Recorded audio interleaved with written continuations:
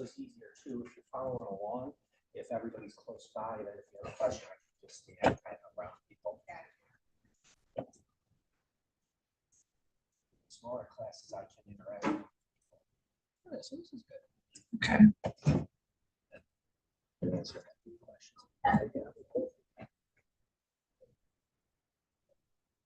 Oh my God, this computer is so slow.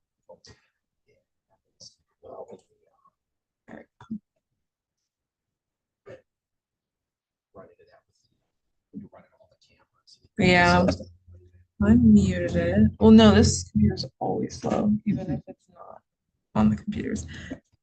Okay, so yeah, feel free to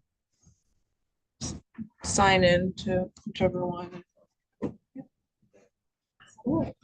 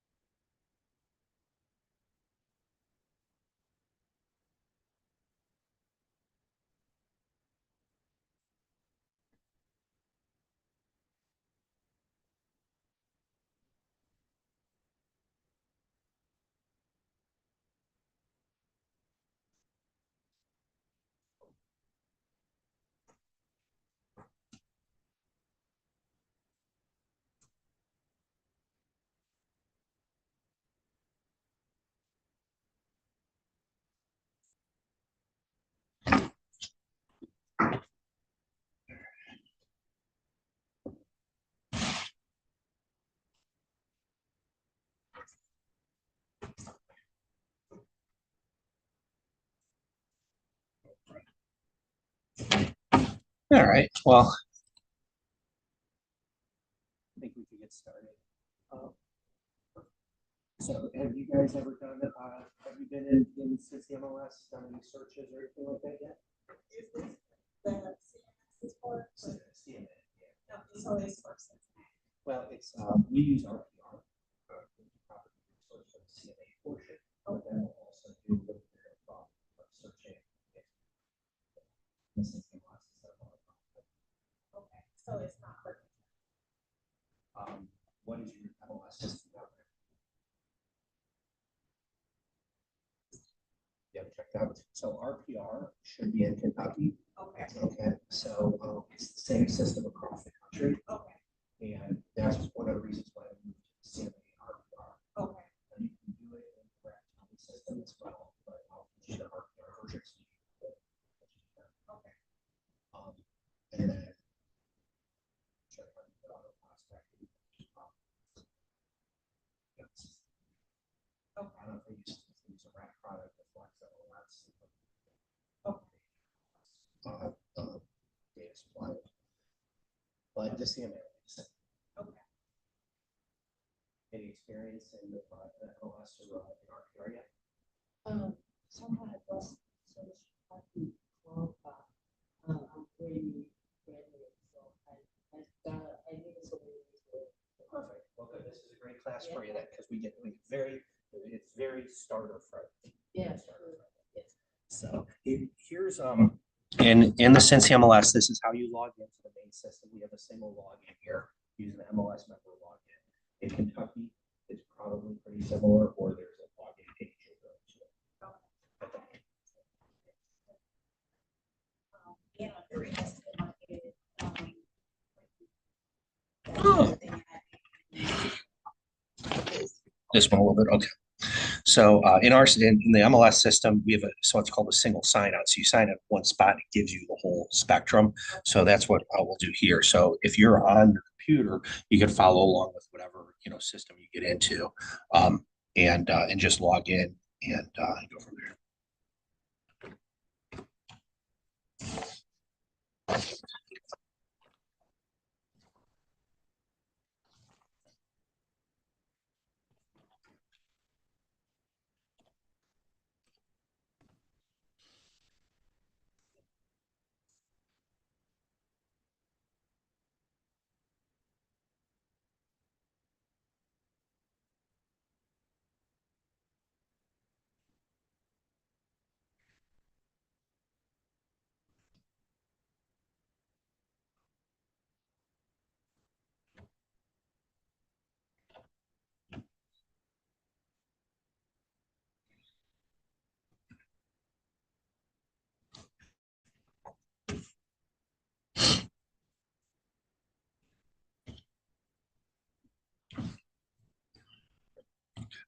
So this is in this MLS, our single sign-on. This is the MLS contracts and forms, Realtor Property Resource, Bridge Interactive, which is their things that go between the MLS and set up like IDXD, different technology, showing time, Century Lot.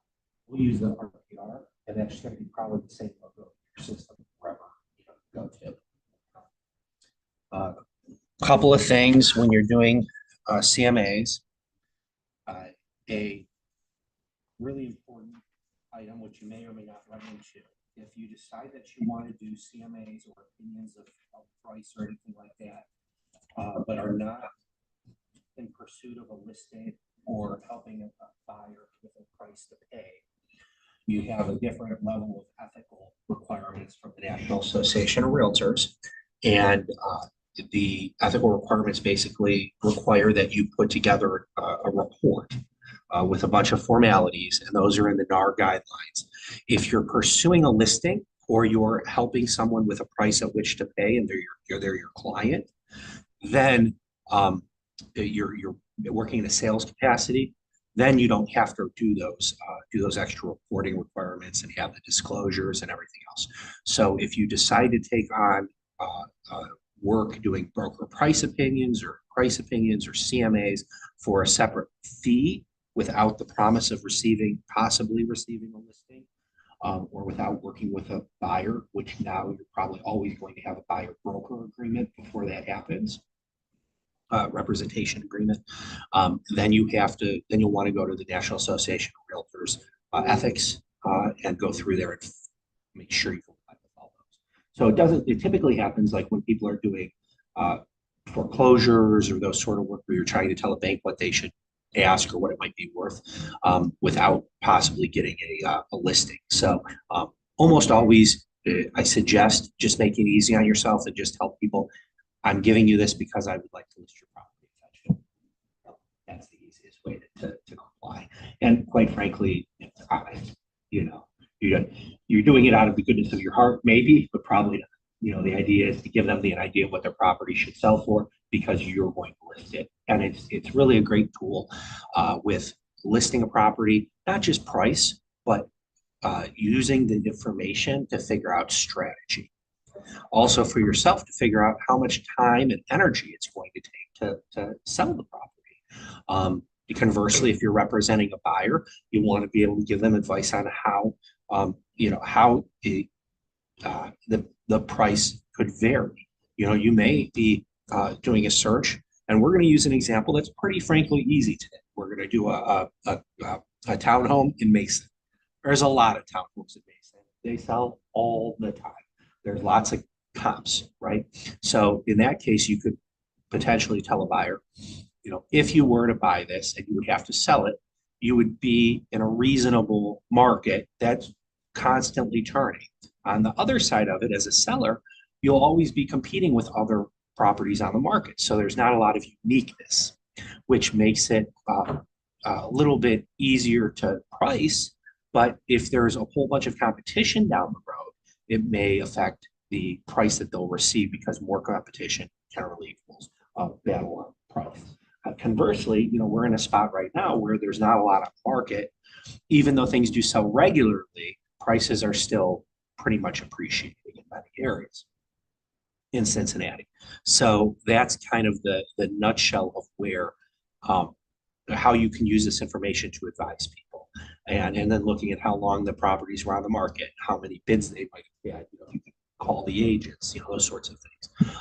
And that's what you can use the CMA to help you with, to get an idea of what's going on in the market, to give yourself good advice. You know, if you're going to go and look for a listing and they say, well, you do the listing at this compensation, and you look and you say, oh my gosh, you know, all the listings in that area require that I get a drone video. It's normal for them to hire professional stagers. Well, now you got to start thinking, well, maybe I don't want to take it at that commission rate or whatever that might be with those arrangements, because now I'm going to have to pay for all this stuff typical in the area. You know, you may look and say, you know, it's not, or maybe you will say, yes, I would. That's fine. I'm okay with probably doing that. Conversely, if you've got a property that the other properties take a year to sell, and they say, well, you do this listing for 3 months. Well, it's a really good consideration. Do you think you'd be able to renew the listing after 3 months? Or are you going to have to hire a drone, a video photographer, a stager to do all this and then possibly not sell the property? And that the information from the CMA should tell you a lot about how long it should take, how long it takes other properties in the area to sell, what they had to do to sell them, what price, you know, they were selling for. So,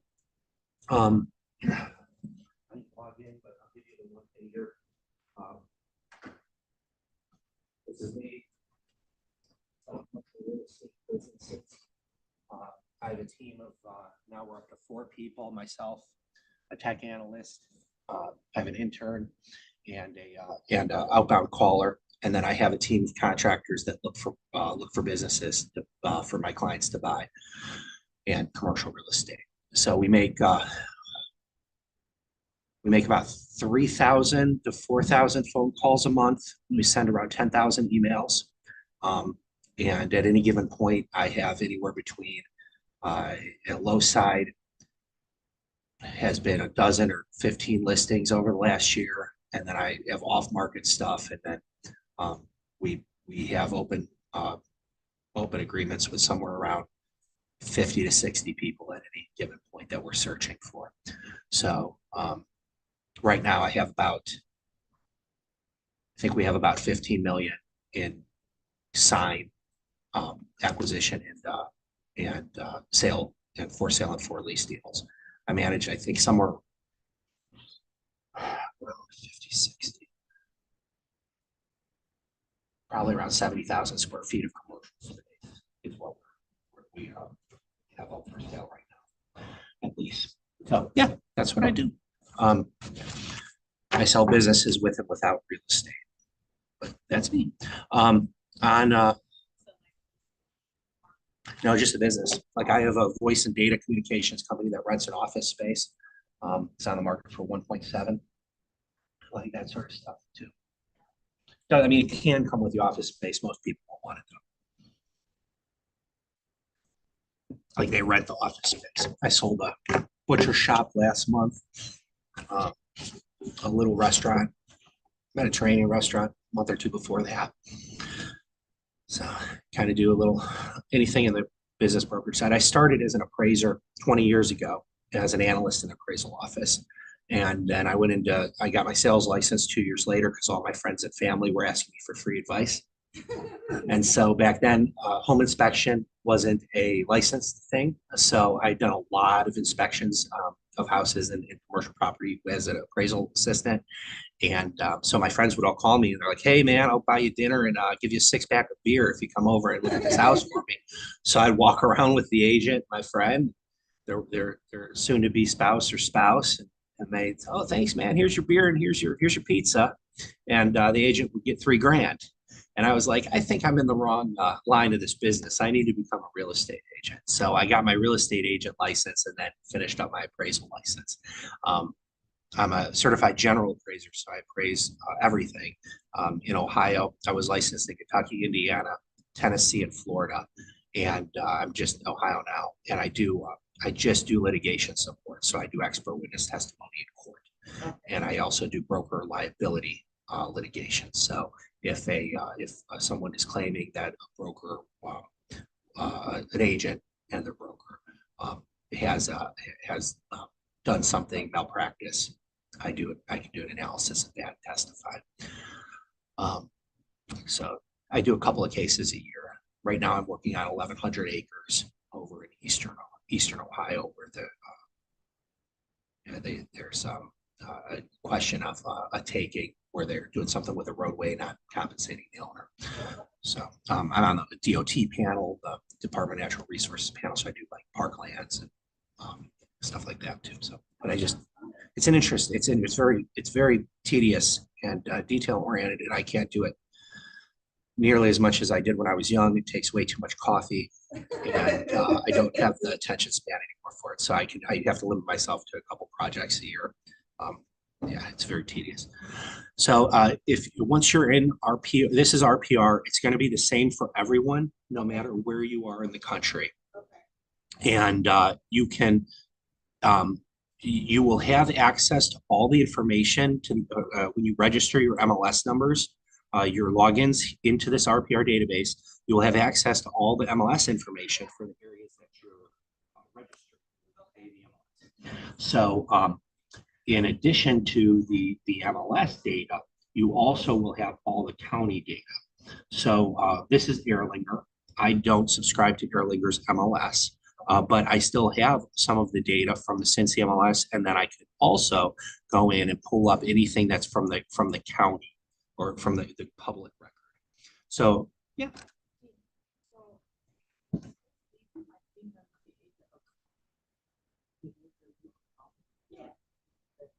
Did you log in through the MLS? Yeah. Okay.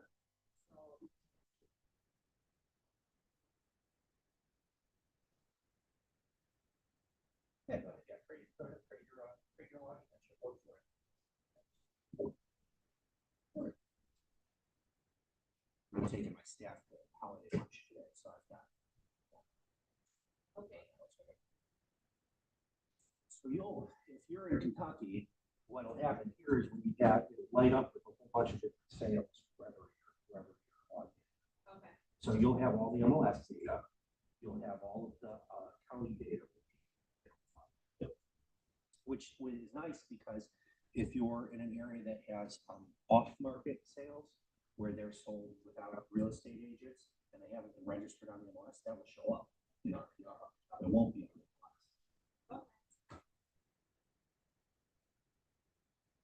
But you still will see everything from the MLS because the MLS data is pushed in RPR. Okay. So you'll have both.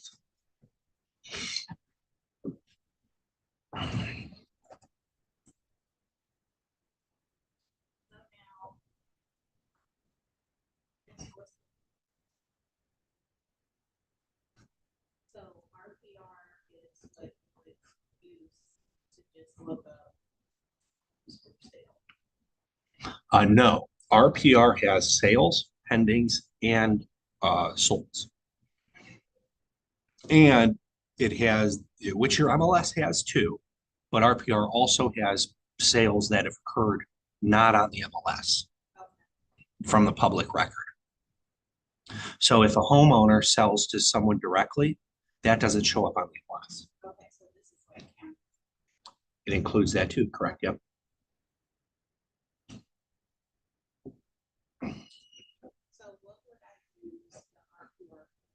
yeah, CMA, a Okay. comp, a comp search, which is basically what a CMA starts with. You could use RPR to look up the property information. So, like, what's your address? Like, 3765 Francis Avenue.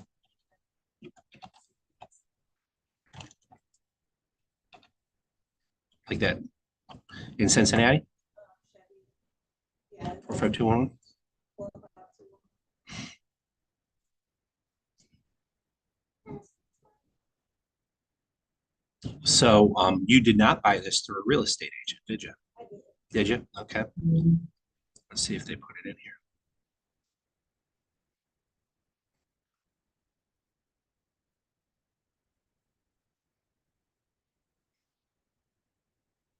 We may not have registered it in MLS correctly, but there's the info on it. It will give you what's called an AVM, which is automated valuation model, which is a computer model, kind of a different version of what Zillow uses as its estimate. AVMs are, I don't know what the current number is, but they were at 1.10% within 10% accuracy, 66% of the time for conforming properties. So if it's a property that's very similar to other properties in the neighborhood and there's good data, then they're pretty accurate. In an area like this, it might be farther off because house condition is a big difference.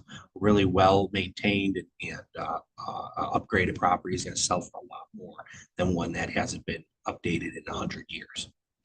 So they're not always the most accurate, but what's important to understand about an AVM is that lenders and other people use them. And if you're way off from an AVM number, you typically will have a little bit of explaining to do in a lending situation. Yeah.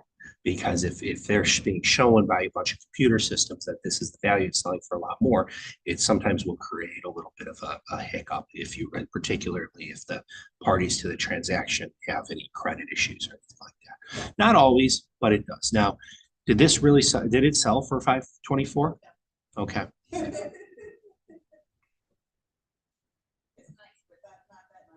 So there's something that is wrong in the public record here, right? And so there's something that you would want to, if you pull this up, you would want to look and verify information from it because I don't know what they got wrong here.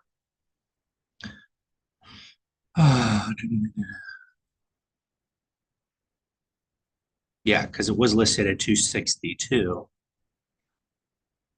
So it will give you the information about the subject property, which is nice too, because if you're filling out somebody's going to sell and they tell you, oh, I own the house by myself, and RPR shows 2 buyers on the last transaction, you might want to have a talk with them about if the other person on the deed agrees if they're the seller.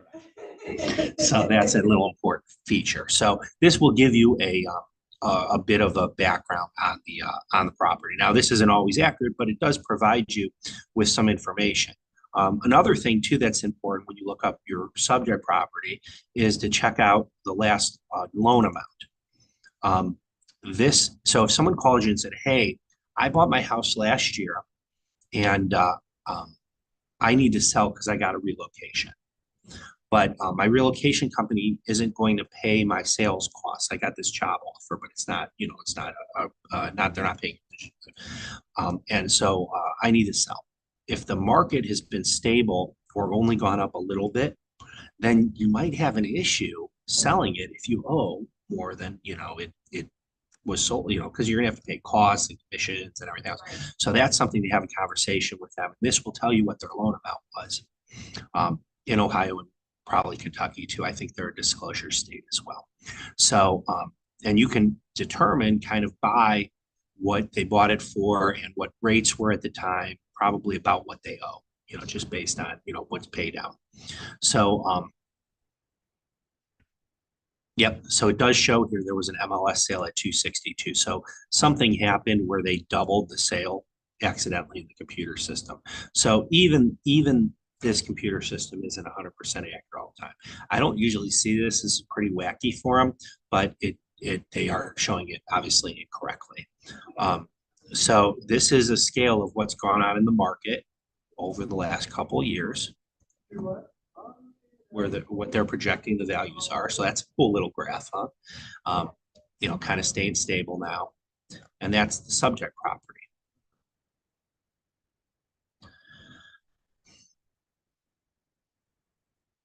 It will tell you the school district, all that good stuff here. Okay. So from here, it's pretty easy once you pull the subject property up to do a CMA. All you would hit is CMA, and you can start your CMA. We'll go ahead. I'm going to move over to my example because it's a little easier to do the CMA. When you play with your CMA for your home, what you're going to find probably, my crystal ball, is that there's houses that sell for really low and houses sell for really high. And you're going to have to do a little bit of research to figure out how updated all those houses were, because that's where the value is, right? Because to fix up that house, to make it absolutely stunning inside, it's a big house, it's going to cost you $150,000, $200,000. To buy a house that's, in really bad shape might be $100,000 less. Are you in the middle? Are you high? Are you low? And that's where the professional comes in. That's where you as the agent are going to lend your value in the format of this CMA.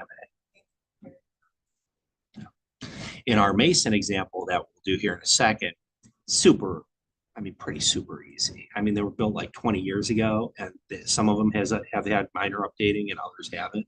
And like the most updated ones might have got like a decent kitchen and like some countertops, and some bathrooms. They didn't have to tear the walls out, plumbing, HVAC, and those houses where you're at didn't even start with air conditioning. So if you want to add air conditioning, it's a whole other level of everything. So very different and easier. That's why we use the ones in Mason. So what I use is this Fields Edge, and I'll just put it in here since you're.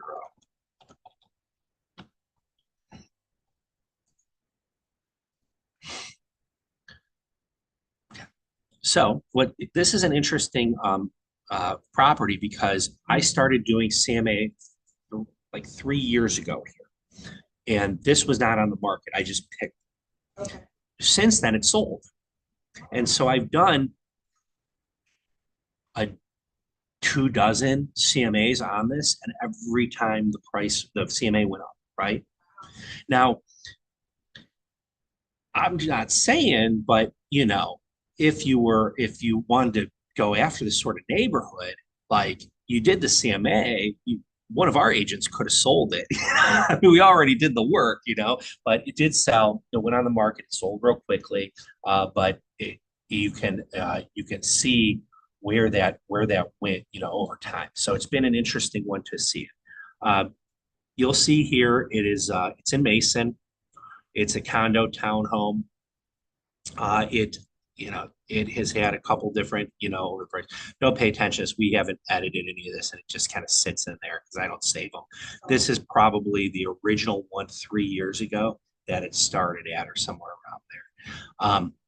Because we don't go, I don't refine the value. I leave that up to, kind of everyone's discretion. What's important here is it's going to tell you some information about the property. And because it was built in 2000, it's a condo or townhome, probably hasn't had an addition. That's another reason why we use this, because the data is probably going to be pretty good, being that it's newer, and they, older homes, they will put additions on, change things, and add bathrooms. These types of situations, a lot of times they don't. So you can make some assumptions. Now, if you got a call from somebody and said, "Hey, I'd like to list my condo, over in Mason on Fields Edge," you might get them on the phone. You might ask them a couple questions about it. Hey, you still got 2.5 B. Pull it up real quick. Hey, still do 2.5 baths. Basement finish, yes or no? Do you have a basement? And get some basic information from before you go out there and do a walkthrough. It says you have a 2-car garage. Is that right? Oh yeah, I got 2 garage. Those sorts of things. Again, going through information about where it's located. When it was listed, it'll show you all the different listings. And if you're on the MLS, you could just click on it.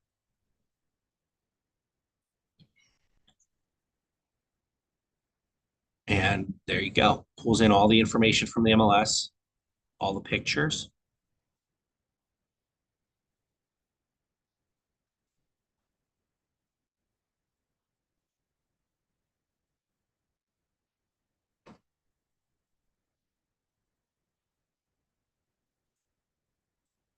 kind of some basic info. This was 2 years ago. Talks about the property. You can see here two pools, obviously not next to it, but nearby, and as part of uh, the condo association, they have some pools. Basic info about it. Schools, again, same thing that was in the other information. Oh, this will even save. Again, didn't really save anything, but we have over time done some analysis. It'll even save your analysis for you, which is cool. And you can see where the prices went. So, back in 2021 when we started doing valuations, on this CMAs, it's much lower, and then all of a sudden, boom, it shot up here. Okay, so you could create a report of this for yourself or the customer.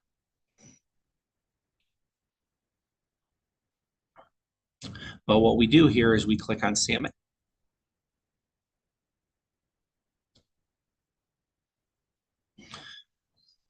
So let me clear these out.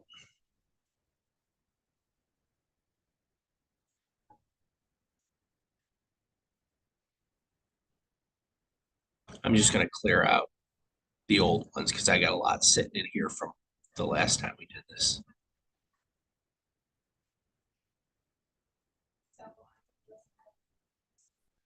Yeah, please do. You're gonna ask, from this, it includes all that. Well, your goal is to get in the house so you could sit them down and sell them. So you've got a couple of different routes you could go. If you're comfortable and you can get enough information to start this, then your sales process could be taking the information with you and having a discussion. If you are not comfortable with doing the on-the-fly stuff, you can go there, say I'm on the way somewhere, whatever it is that gives some haste that you're not going, and then make a second appointment to go back and present. Depends what you're comfortable with. If you're in an area that has a huge variance between, properties, very complex situation, you might not be able to come in with, 6 or 8 sales and say, this is similar, this is not, this is similar. Here's my, based on that. You may want to go out there, then come back and do an hour, 2 hours, 3 hours, 5 hours of looking.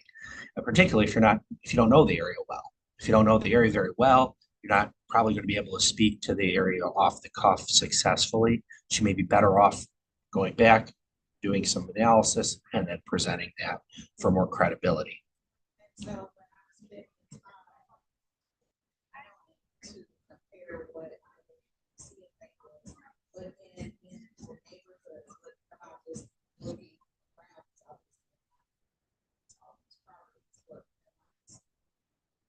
Well, you'll be able to look at all the pictures. And that's the one nice thing now with everybody listing all these pictures. You get 10, 15, 20 pictures, even on a simple property, right?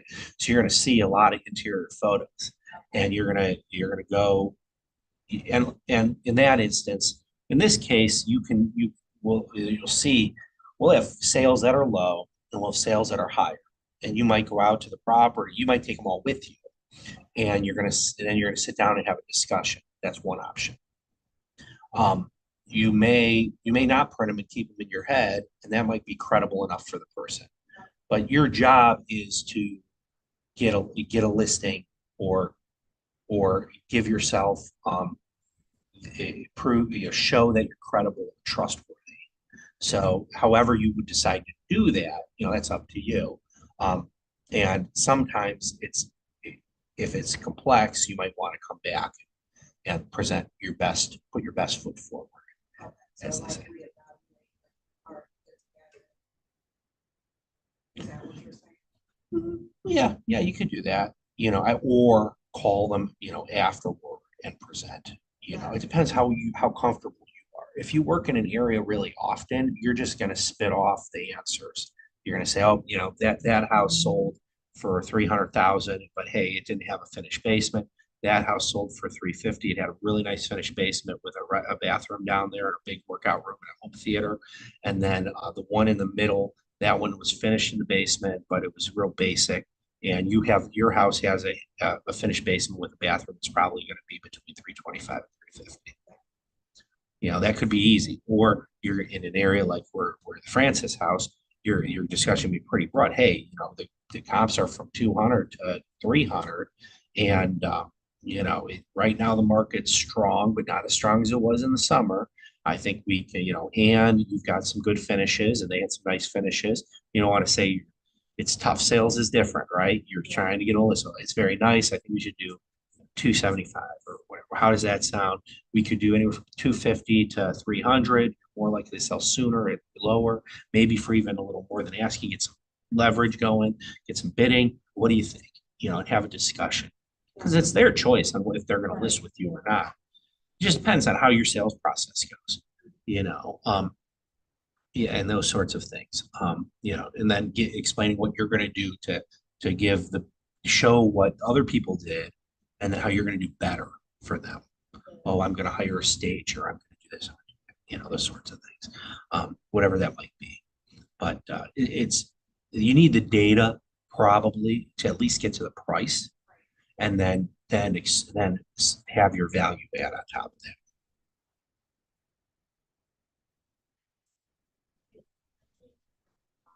The one, the standard, the area, it's no very good very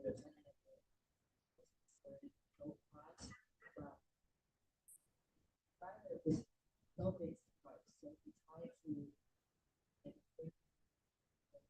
a model of it. So we want to try to get like a very good price over there. So I think it's the like for example, which house is there like a 400 thousand, but the most house over there, the good price is only like around 300,000. Okay. So, but yeah, it is the truth. Still, that some house we can sell like 400. I this kind of situation are very yeah, because the thinking this house is pretty good. But I cannot say anything, So sometimes I just say, okay, if you really don't make this price, we can try. Maybe you say this house. Well, and that is it's a business, what I'll call a business decision. So your cost of doing business with that individual is up to you on how you want to deal, how you want to work that. Are they going to pay you a fee per month? Are they maybe not, are they going to pay your MLS fees? Are they going to, you know what I mean? You're going to sign up with them for 6 months or a year. Yeah. They're going to sign up with you. And now you've got to service that. You have to service that customer during the period of your contract with them. You also are going to have to pay for pictures, whether you take them or someone else. You're going to have to respond to phone calls. You're going to have to answer questions.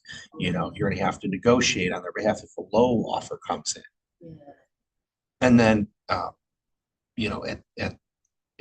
and if you recommend a price that's too high, knowing that it's way too high, and they sell it next year for 300, then are you liable for all the costs that they sat holding it for that period of time?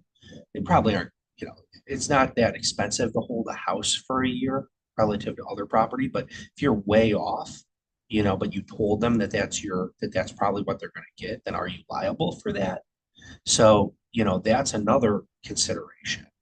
Conversely, it does happen where agents and brokers say too low of a number and they're held liable for the price it should have sold for. So knowing what you're doing in the profession is important.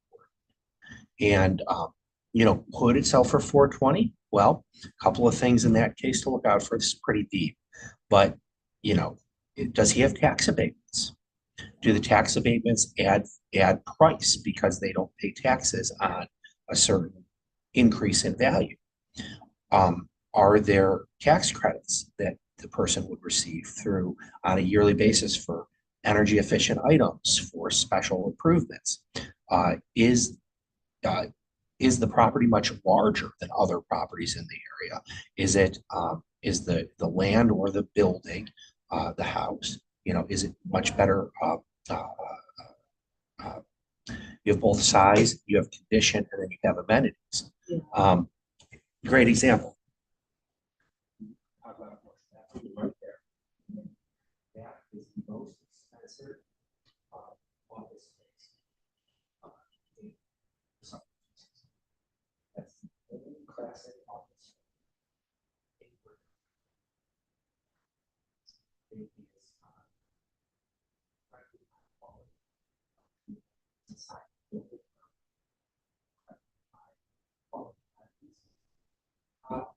Look, the top names are there. That's for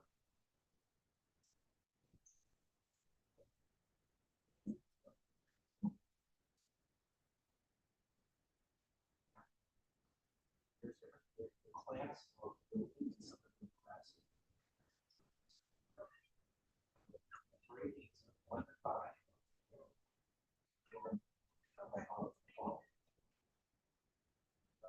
Right here, these houses are one is the heights of the one is above.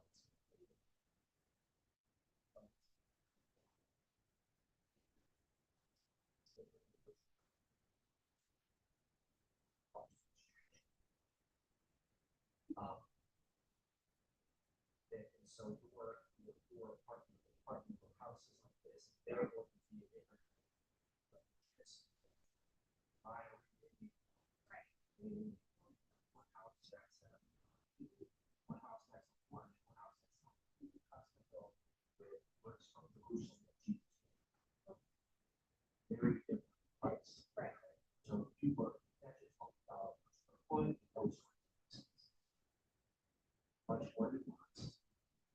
Much more difficult. So even if just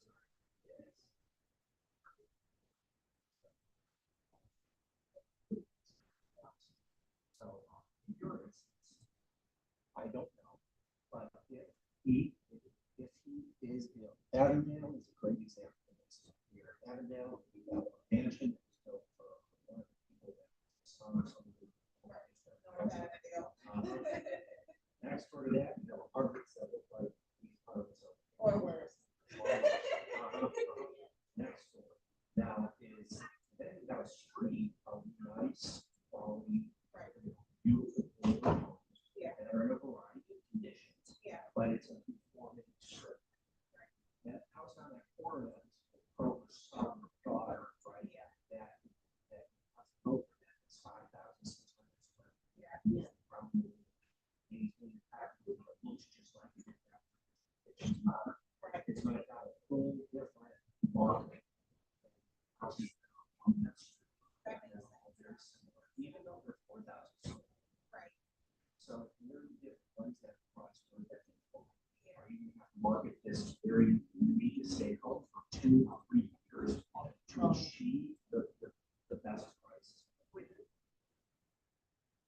You know you're going to be in business for 3 years. Might be a listing Right.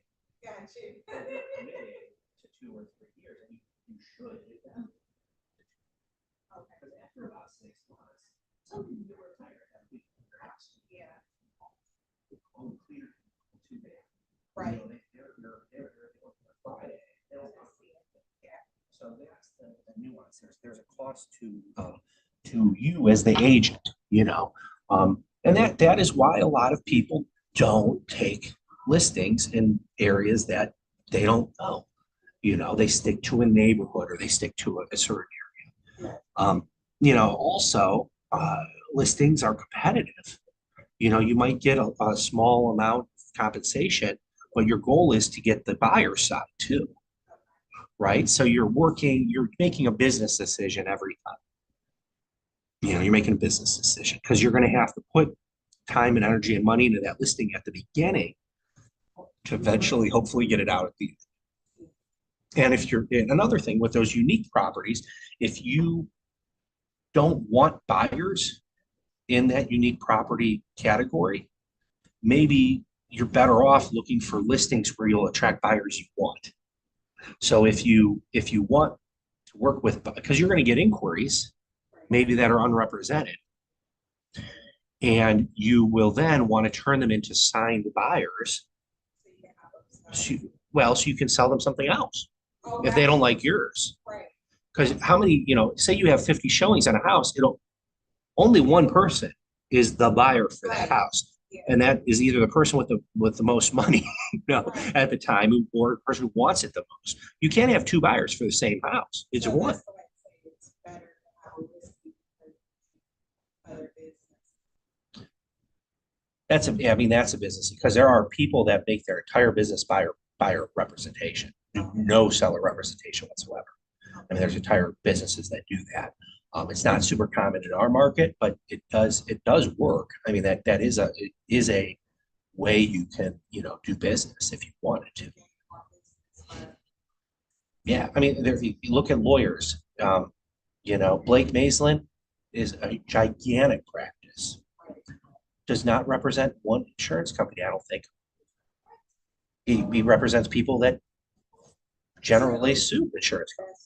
So he doesn't need to represent. Now, there's other businesses, other law firms that represent people that on both sides. But his whole practice is very, you know, very specific work. And so, you know, he's done very well. So you can do well in a niche.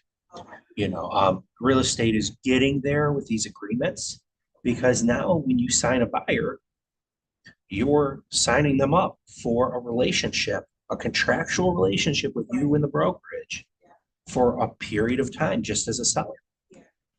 So there's ways to leverage everything. So we'll go over here and take a look. A few things I'd like to point out. A couple of items. We'll zoom in here. This is sales within the last 3 months, active, pending, closed. We can do last 6 months. Well, what's the best? 3 months or 6 months? It's always nice to find things that have sold really recently, very closely, but sometimes they're not very similar. So you have to go back. Generally, maybe like within a year is what lenders like to see. But a very unique property like that might take 2 or 3 years to sell, or 5. You might have to go back 5 years just to find 3 or 4 similar properties that sold. Now that's going to be tough for a lender to swallow. You know, that's difficult for them to get their head around on a house. But why is this not like other properties that have sold recently? And that causes a little bit of could be a marketability issue, which is it's going to be hard for people to qualify for a loan. Doesn't mean it's not worth it. It's just going to cut down the number of buyers you might have. So in here, one of the things I like to point out, I always like to concentrate on these up here where this big open parcel is.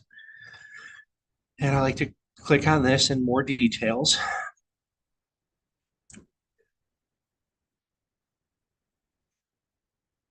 So this one sold pretty recently, 6/30/23.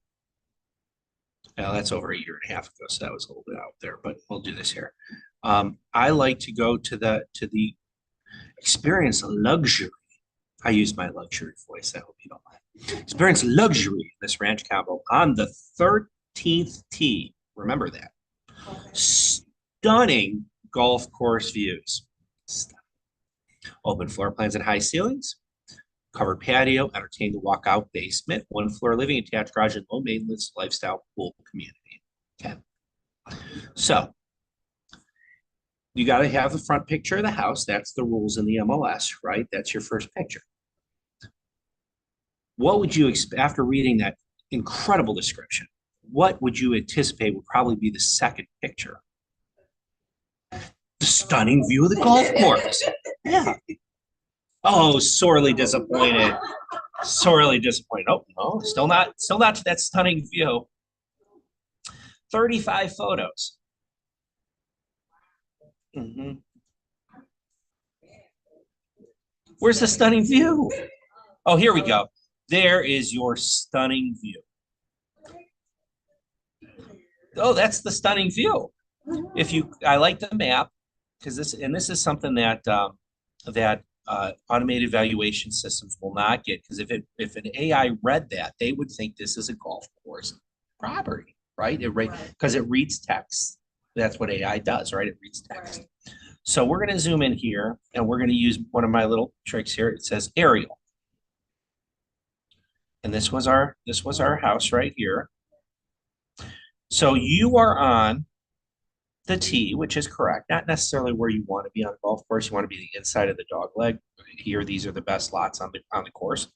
But if on a Saturday morning you were out on your patio and you look past the tree, and then you look past the power lines, and if they came and cleared the power lines, that's it. Then you would be able to see the angry golfers teeing off. That is your sunny golf course. So don't believe everything you read up. Right.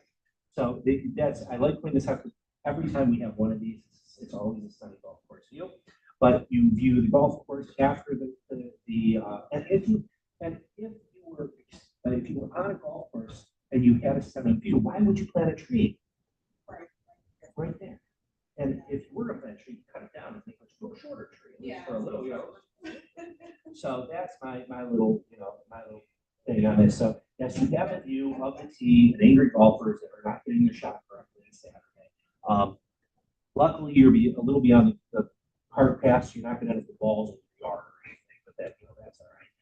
And but that is not the same. So this is what computers can't do yet. Okay, because if you look and you had one of these houses, these are bigger, but one of these townhomes condos, and it was a larger one, and it was similar sizes, they're going to say it's the same. Well, this house and this house and this house, even if they were the same size, this lot and that view, totally different than what you would get from one of these. So that is the stunning golf course view of this. That's why it's such a great example for comparison. Now, does that make a huge difference between where our subject is, which is right here? So maybe there is a difference. Maybe people would prefer to be here than they would to be here.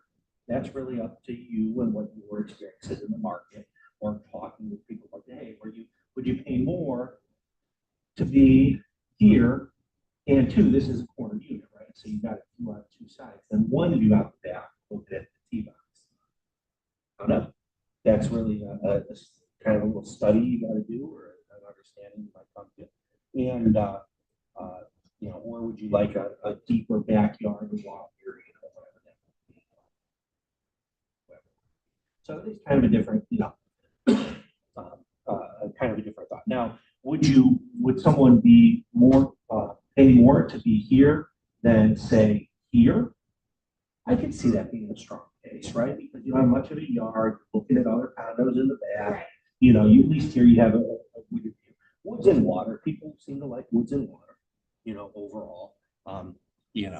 Back 20 years ago, and again like 12 years ago, I sold one or something like this in my brother and sister-in-law's former unit in Fulton development in Cleveland area. And I think at the time it was 5 or 10 for a corner unit. Since we had a couple extra windows. It's pretty easy to see in the cost, which is probably 5 or 10 grand more depending on what your view was. You got a little more backyard, side yard, you can enter the house from the side, so you have to come in the front. Give you a little bit bigger front porch. So that was one of the other things. So is that the case then? Okay. So we might say, fine, this is right between this kind of view and these other views. So you might select some of these to go through. Now, I go pretty quickly in my comp selection, but what you would do is you would go through and look up each of these sales, kind of view them and then star them if they were a good option. So, oh, I didn't hit search. That explains it. Now, one thing you can do here is when you're doing a search, you can zoom out and you can use the shape, like polygon. Now, if you didn't have sales right inside of the neighborhood and listings, you might go to other neighborhoods. So this one over here, you could see, and you can zoom in if you wanted to and look, but there really doesn't seem to be much of a pool. They're very close together. This over here is a little bit more similar. So you might select both neighborhoods if you didn't have sales, but this is a pretty big road. So you may want to just select and see how many sales you have inside of the actual project that the subject property was built in. That's all you have to do there. Search this area. There you go. And now we have all of those sales right here. So what you can do is you can look through here. Now, sometimes you could see real quickly, CVG home buyers, all it doesn't seem to be a really great comp. It sold really inexpensively. Who knows what happened there, but probably not really useful unless you were like the house was wrecked or, wrecked meaning like it's, something happened, damage, or it was somebody who has to sell tomorrow. So you might not want to use that one. So I would add these in here to the comp list. Now you can go through, and if there's nothing coming up that's similar, you can look for a little more information about each one, and then viewing the MLSs.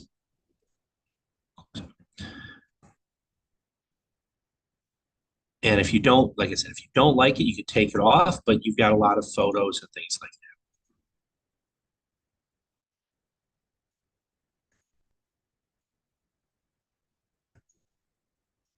that. So,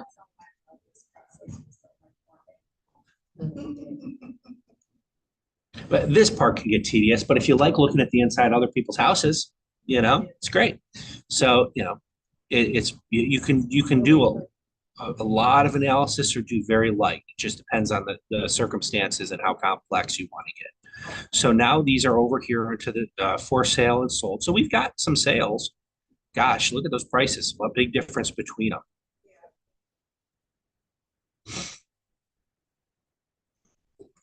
One car garage, 1,700 square feet. Now 3 finished levels. So, but this is also for sale, hasn't sold, so it makes you wonder what's going on with it. Some damage, or is there something else going on? Mold you don't see.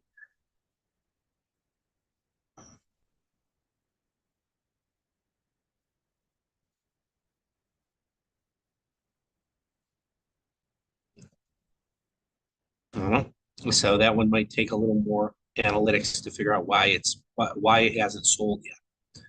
So here we have our information, and we hit our update valuation and close.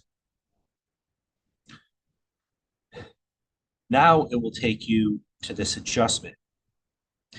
From here, you can use a bar, worse, better, same, and you can adjust whether or not the comparison. Or you could go in here and make some notes and then make your own adjustments. The facts sometimes are incorrect, so you might hit here and adjust some of the information and the facts. I don't always like to do this with it because you can look at this information and make some decisions, and figure out where things are with it. And you can leave it open so you could discuss it with a potential client. But you can make some notes here, and then once that's done, you'll get an estimate here from this. Now you can put in your own as well and create your report. Now, I skip ahead to creating the report. It takes a little while, but if you were to hit the seller's report, it's 81 pages. It's long. My suggestion is to run the entire report, and then rather than editing it out in here, you do a print and then select the pages you want to print from the PDF. Okay. So like you want 1 to 10, you do 1-10, comma, maybe you want 17, you put 17, comma, 27, comma, 62, comma, 60 through, is 70 through 75, 70-75. And then that'll just print those selected, right? You may not want to give them all 81 pages. It's a lot. So select what it is that's the best for yours. You probably don't want to use like the mini. It might be too short. So if you print the full one, you can select out the pages that are relevant. Kind of like back when you used to actually print the paper and then pull out the ones you want to do. Here's the next one. So that's what I would suggest doing on the seller's report. And I'll hit view sample so you show an example because it has everything. I mean, you can. Yeah. It's great. It's long, but it's great. People, it's like you said, it's You could also print it all and then just, dog ear the pages or put a sticky on the pages you want to show them. And then you have everything in the report just in case. Yeah. But like it goes through every comp and prints off everything about it. And so one thing that I will point out whenever you're speaking with a property,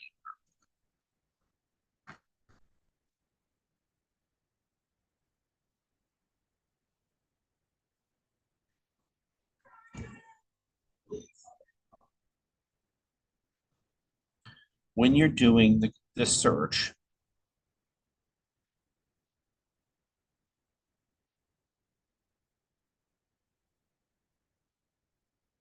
always try to go back in time and find the properties right around them that sold, even if it's a year ago or 2 years ago.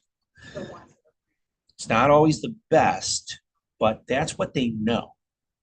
They drove past that sign every day for 2 months minimum because it was on the market. It had to close. The sign had to come down. So they know the neighbor's house sold for XYZ. They might not know about what's going on in the market. They might not know about what's happening 2 streets over where prices are going great, but they know that that house sold. They might not know a bunch about it, but they know it. So you address it with them, talk to them about it, get their thoughts on it, and then you can educate them. Hey, you know what? Actually, that did sell at 330,000 last year, but the market's gotten better.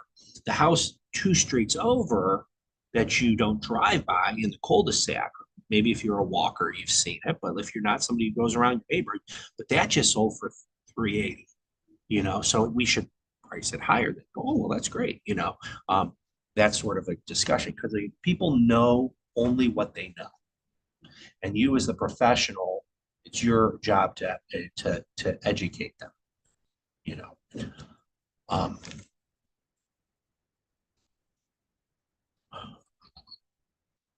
and they may not know what the inside of the house looked like either. They say, well, I'm going to get 380 for mine. Like, well, that one had, a brand new kitchen that was, they spent $60,000 on it. Oh, I didn't know that, yes, your kitchen's actually, I think we could get you this, but maybe not that. Those discussions. So that is that's this portion of it. You guys want to take a minute and I can show you how to do prospecting, register a buyer in the system. Okay.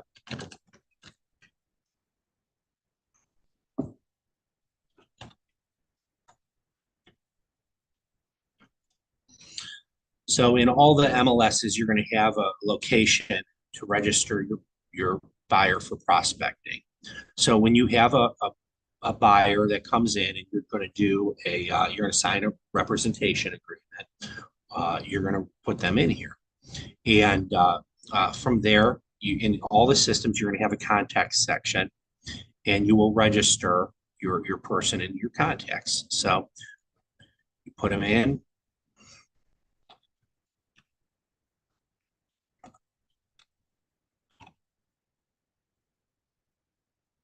In this system, you have to select a group.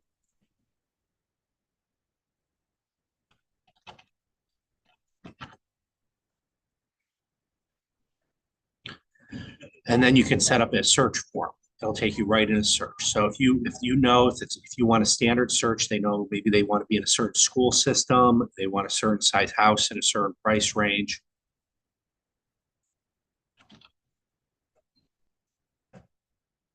You just set up a basic search. Residential, so we'll give them all three. If they want just a single family, not a condo or a farm, do that. If they want a single standard, there you go. We could go here to school districts.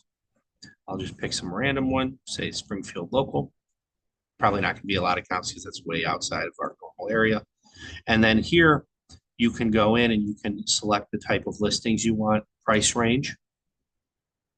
Now, sometimes if you've got someone new who's never looked at houses before, you might want to give them sold properties so that they can look at what's sold and have that open discussion with them. Like, hey, your budget's, 250 to 300,000. This is what sells in that price range. Like when you're looking at online listings, we need to get you to reality. Because they're going to be looking at $400,000 houses, and you're like, you don't have a budget for that. So sometimes that's helpful to get. So sometimes helpful to get sold. So you could do that, and then you hit search here.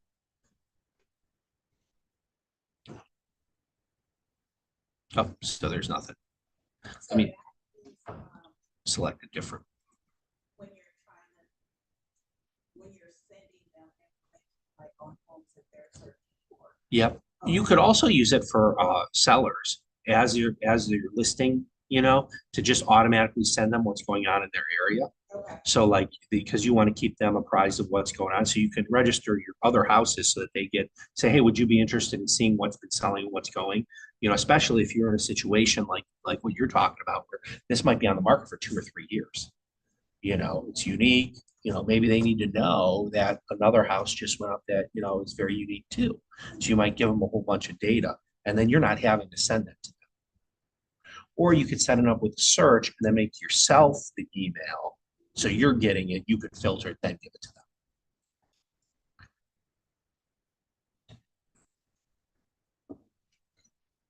I'll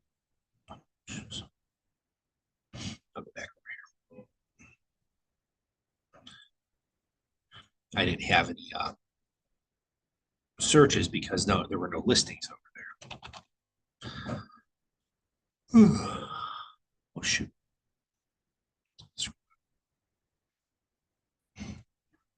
So let me select a school district. We actually have listings. There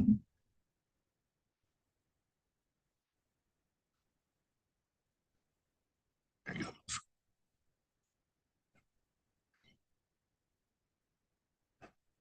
Yeah, so there we go. So you go in here, Milford, say their price range is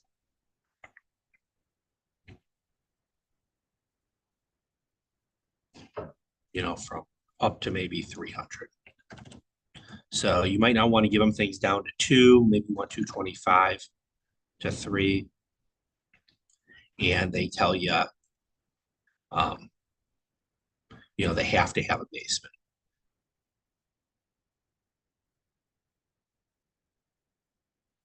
So you don't want nuns and you don't want crawl spaces. Or maybe you're okay with crawl if it has a full or partial. So maybe we'll leave crawl.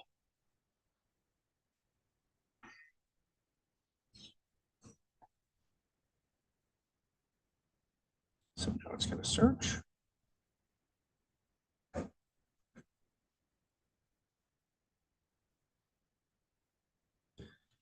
And you can go through here and you can recommend them, you can save them, you can update their search.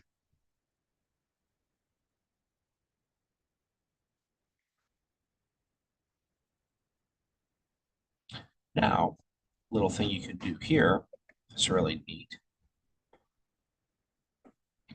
This is their contact info. You can do auto prospecting.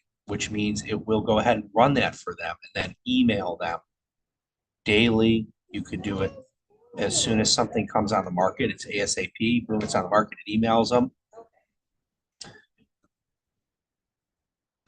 You can do any of these searches that you just created for them. You can automatically send it to yourself daily or when at their schedule, which if we did ASAP would come to you right away. You could you would automatically send them listings here too, yes. And then you can set up a client portal that gives them the portal where everything comes to them, which is kind of what we just saw.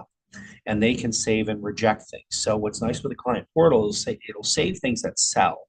So if they've looked at something or considered it and liked it, but didn't go through with it, it'll save that. So you can always go back to the client portal and be like, look, we've looked at 7 houses, 7 have sold, and you didn't, is it time to make a move next time something kind of, works? Or do we need to increase your price to get you what you want?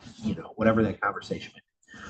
But you can do the auto prospecting so it automatically goes to them. That's what I would recommend doing. One last item here, you can do what's called reverse prospecting.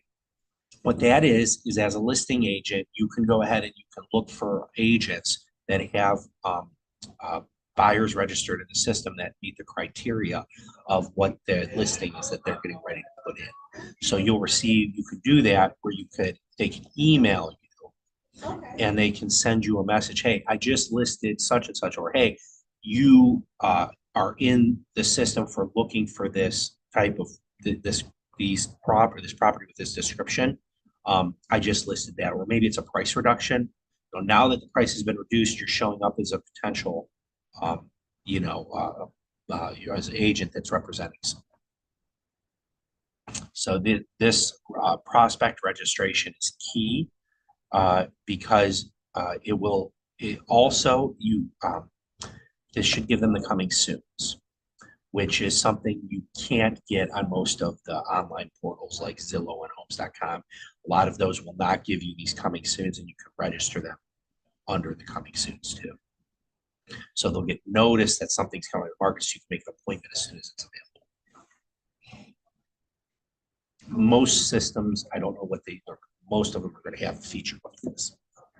And that's the difference between the online stuff, the KW website, those things that we offer at like Homes.com, Zillow.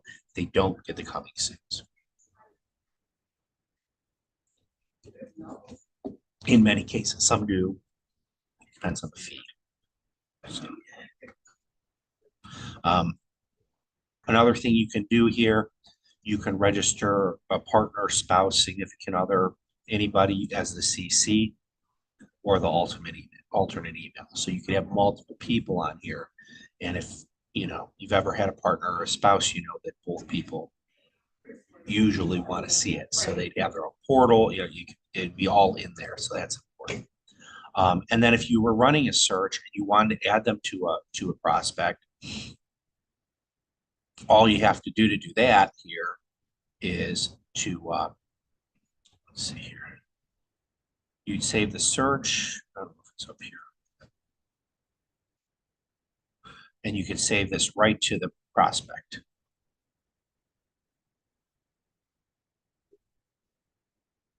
That's it.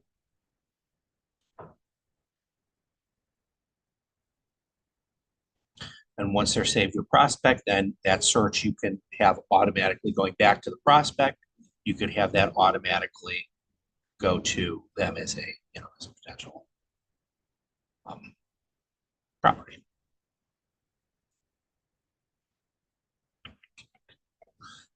Well, we're in here.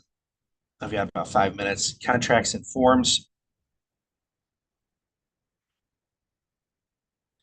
These are all the forms and contracts that the board has. We have some in Dotloop that you can use, but these are approved contract clauses that are registered with the board. They already have a lot of ones that are in there about loan assumptions and things. You can't practice law, but you can copy and paste. So this covers a lot of what you would need to use on the Ohio side anyway for additional terms and conditions. Like this as-is clause, everybody says for informational purposes only. It's not in here. I don't know what that means. Um, I'm very interested to see what happens when somebody does litigate, for informational purposes only, and see where that goes. But we have an as-is clause that you can add right into the contract that pretty clearly. Number two, let's pull it up here. The real estate is being sold in its current condition would be accepted by the buyer as is, with no modifications being made by the seller. Pretty clear. That's it. No, for informational purposes only, very clear what the clause is in here. So that's a good one. A lot of different things you could do.